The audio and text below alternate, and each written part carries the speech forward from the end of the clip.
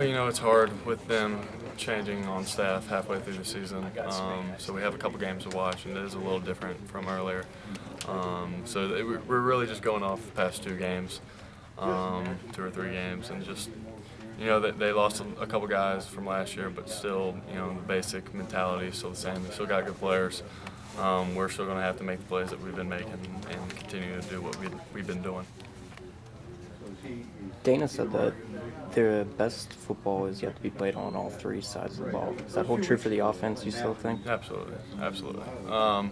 You know, we're still working out little things and still finding things about ourselves each game, and you know, you're always just going to continue to get better. And I think we have the mindset that, you know, to keep pushing forward. I think that's true with us.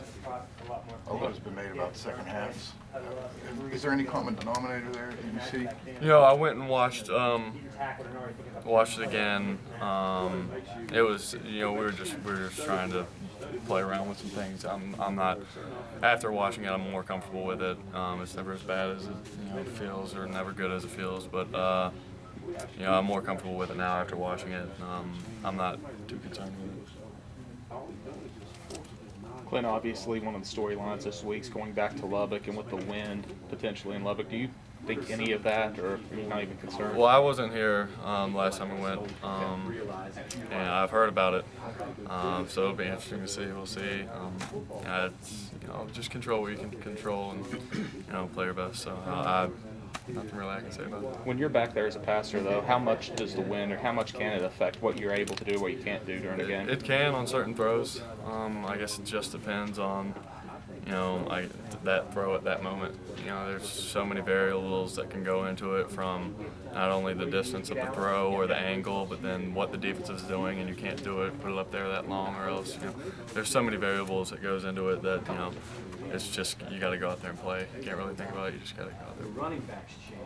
You said you heard about the Everyone who's just inside the program. no, just people. You know, I've heard that in college football. You know, playing there, it's a very open stadium, just right there in the desert. And wind goes through there. That's part of it. Do the guys around here talk about it? Not really. No, it's not really a mindset. Not like something. I mean, we can't control it. We just control what we can control. So. Going back to the second half against Kansas, how much you're going to divulge here, but are these plays that you guys hadn't ran before, and you're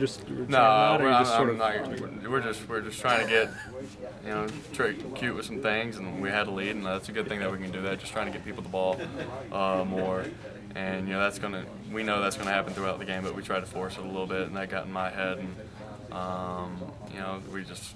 You know, but we won, so it's not a numbers game. Do you think that teams, maybe when they first see your offense, they're back on their heels a little bit, but then at halftime they can regroup and they make adjustments? It just seems like second half it's not as potent as it was in the first half.